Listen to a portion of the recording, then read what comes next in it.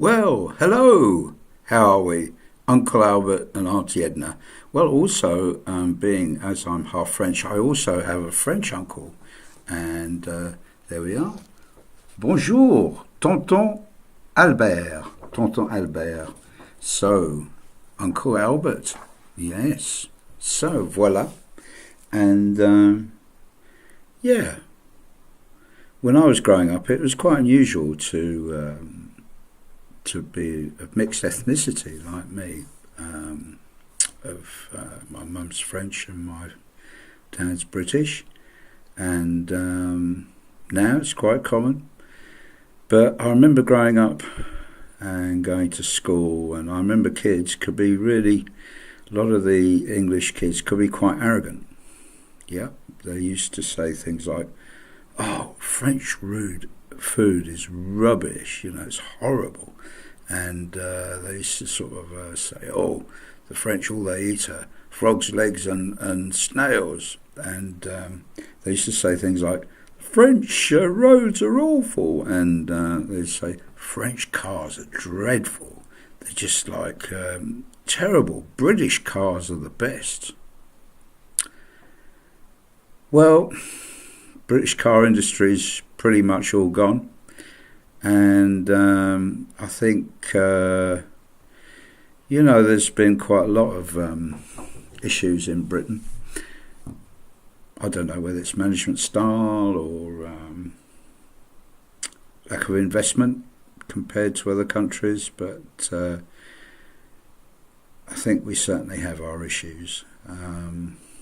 It's quite interesting as well. A lot of English people have said to me over the years, "Oh, I hate the French." And I say, "Oh, why is that?" And they say things like, "Oh, I hate them because they refuse to speak English." And I say, "Well, okay. Do you speak any languages?" And I kind of say, "Well, how would you like it?" I mean, the most spoken language in the world, is probably Chinese and Spanish. And then comes English. But we're very lucky in the UK in that English is such a popular language throughout the world, and people are very keen to learn it. And we cash in on this. We've got a lot of language schools here in the UK, and there are a lot of universities charge more than any other European nation, any other European country for university studies to come here, because there's a demand for it, because people want to learn English and they want to learn in English too. So, but there was this sort of arrogant attitude, that, "Oh, I dislike the French." And I kind of think, well, how would you like it if somebody spoke very loudly? I mean, when the British go abroad, they speak very loud in English to make themselves understood.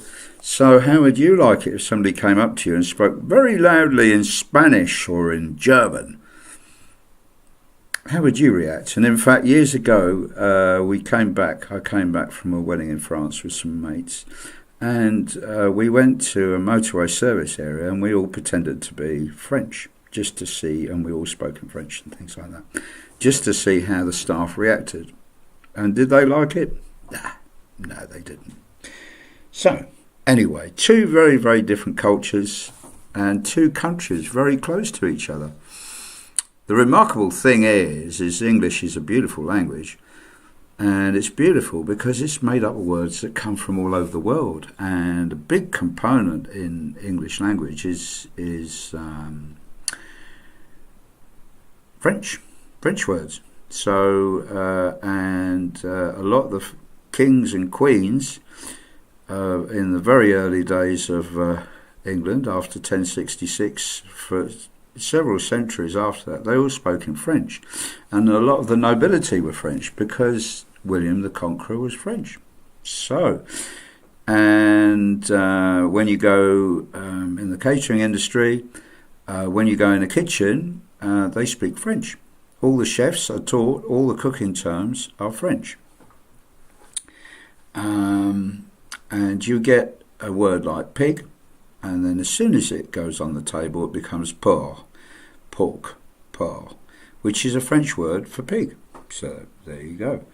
And you've got things like cow or bull, and then as soon as it gets cooked, it becomes beef, which is a sort of English pronunciation of the word bœuf in French. Interesting, isn't it? So an awful lot of the English words, vocabulary, is French. So anyway, growing up was quite interesting. And kids could be quite cruel. Oh, Frenchy, and they go, you're French. Oh, your mother's French. Anyway, my poor mum, she put an advert in the local paper offering French lessons and help with French letters and things like that. And she didn't really know that French letters is an English slang for condoms. Dear, oh dear. And we got loads of strange phone calls in response to my mum's advert.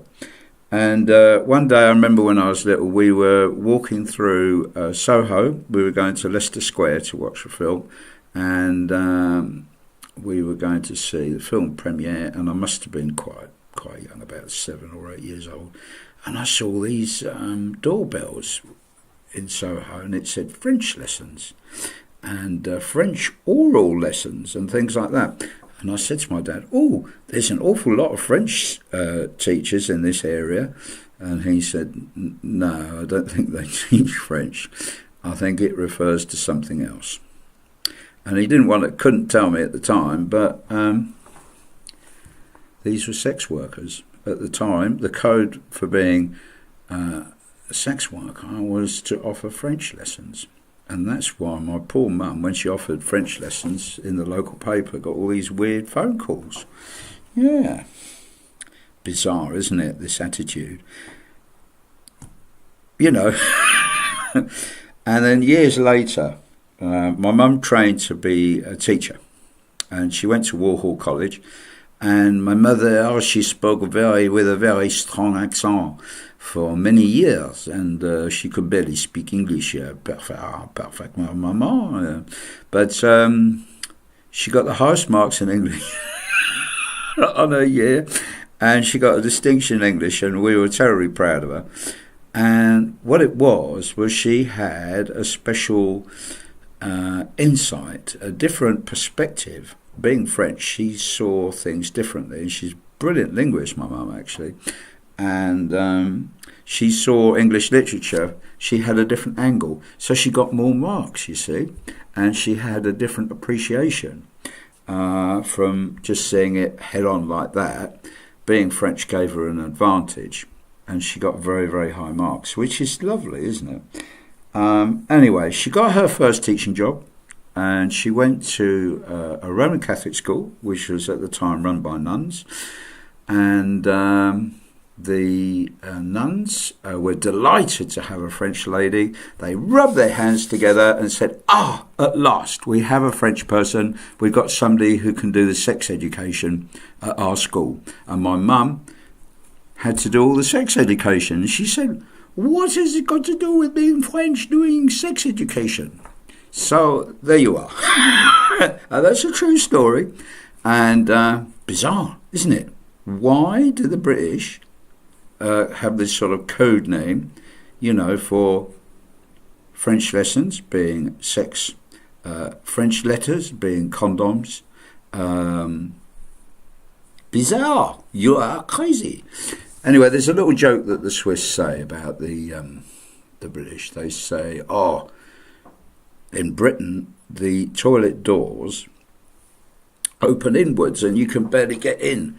Why do they open inwards like that? And they say it's because when the lock breaks, you can put your foot on the door and stop other people coming in. But of course, in Switzerland, they open outwards, and if the lock breaks, we fix it immediately. So maybe that sums us up, that we don't fix things. Anyway. Au revoir. I hope you found this interesting, Uncle Albert and Auntie Edna. And à bientôt, Tonton Henri. Albert, I should say. Okay, bye-bye.